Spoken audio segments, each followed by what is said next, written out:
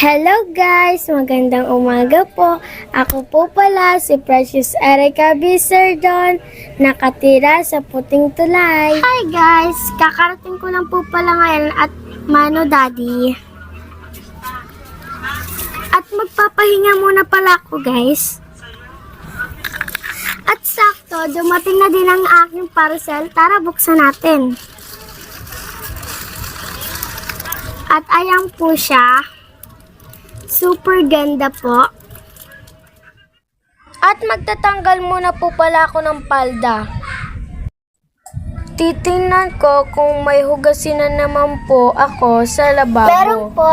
At maghuhugas po ako. Hi, may hugasin na naman po ako sa lababo. Kailan po kaya ito Guys, matatapos? babalawan ko na nga po pala at ilalagay natin dito sa gilid. Para po, pagkatuyo niya po, ilalagay ko na po sa kanyang lalagyan. Ako ay maglalaba ng aking bag kasi po gusto ko po lagi malinis ang bag ko po para po may gamitin po sa paaralan at malinis ang gamit. Sana all. At magsisimula na nga po pala tayo at babasahin ko lang po. Nagbili po pala ako ng powder at lalagyan po natin to para malinis. Brush ko na nga po at babalawan ko po pagkatapos ko po magsabon at diretso sa Kakatapos ko lang po maglaba at manonood muna po pala ako ng kwentong pambata. Mga kwentong pambata.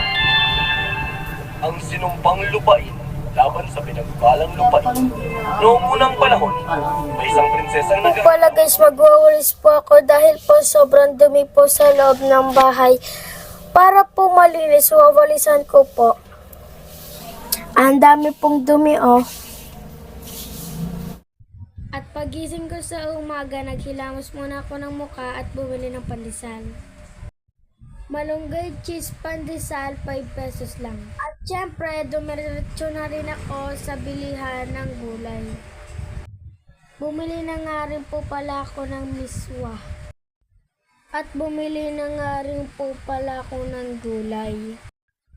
At binayaran ko na nga rin po pala sa counter. At binigay na nga po pala sa akin yung sukle.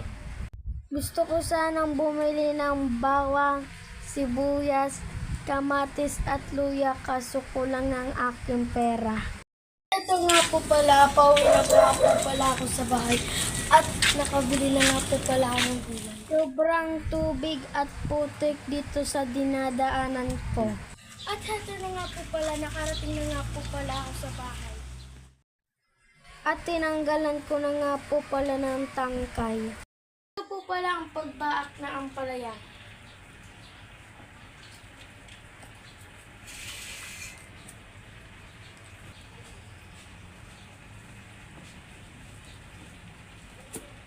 At tinanggalan ko na nga rin po pala ito ng buto. At tapos na rin. Siyempre, ganito po pala ang paghiwa ng ampalaya. At ito na nga po pala yung nahiwa kong ampalaya. At naghihiwa na nga rin po pala ako dyan ng bawang at sibuyas. At ang kasunod ko pong ginawa ay magbabati po ako ng 2 itlog. At ito na, binati ko na. At ang kasunod ko nga po palang ginawa ay nagpainit nga po pala ako ng kawaling may mantika.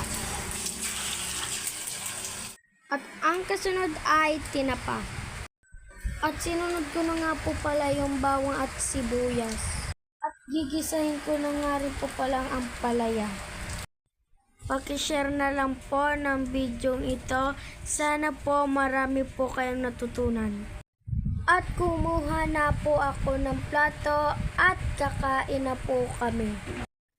Wala po kaming lamesa kaya po dito na lang po kami sa baba kakain. Kailangan po natin mag-pray bago magsimula kumain. Kain na po kami, pati si Daddy.